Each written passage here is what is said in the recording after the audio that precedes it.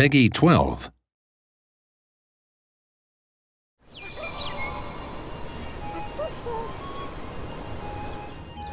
Chanet, c'est un projet qui me tient énormément à cœur puisque je l'ai commencé il y a presque 20 ans.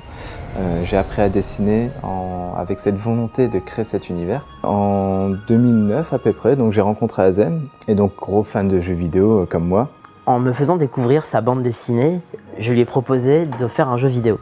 Lorsque le projet a atteint une certaine maturité, on s'est dit qu'il était peut-être temps de faire un Kickstarter.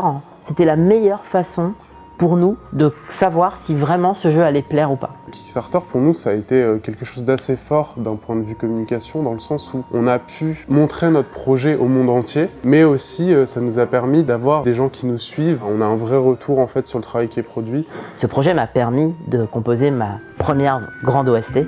Donc mon objectif est vraiment de raconter une histoire via la musique.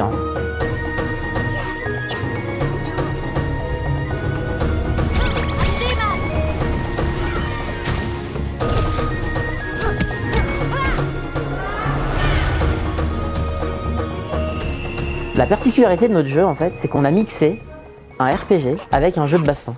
Donc un système de combat très rapide, très nerveux, qui utilise à la fois les mécaniques de jeu de rôle et de jeu de combat classique, donc avec des gardes, des parades, des esquives, des combos, enfin toutes ces choses-là.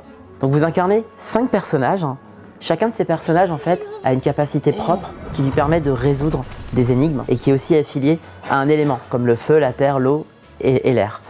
Leurs affinités, elles servent aussi au combat. Donc plus un personnage a une affinité feu fort, plus ses sorts de feu font mal. Et à côté de ça, donc, on a la partie jeu de rôle, donc avec la notion de choix. On s'inspire des RPG japonais, mais on s'inspire aussi des RPG occidentaux, ce qui nous a permis en fait de mixer plusieurs idées, comme le fait d'avoir des zones plutôt linéaires, d'autres un peu plus open world, ce qui va enrichir vraiment votre expérience de jeu.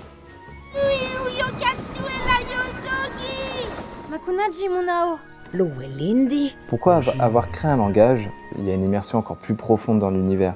On a vraiment l'impression de voyager dans un monde onirique, quelque chose qui n'existe pas, on n'a plus du tout les pieds sur terre.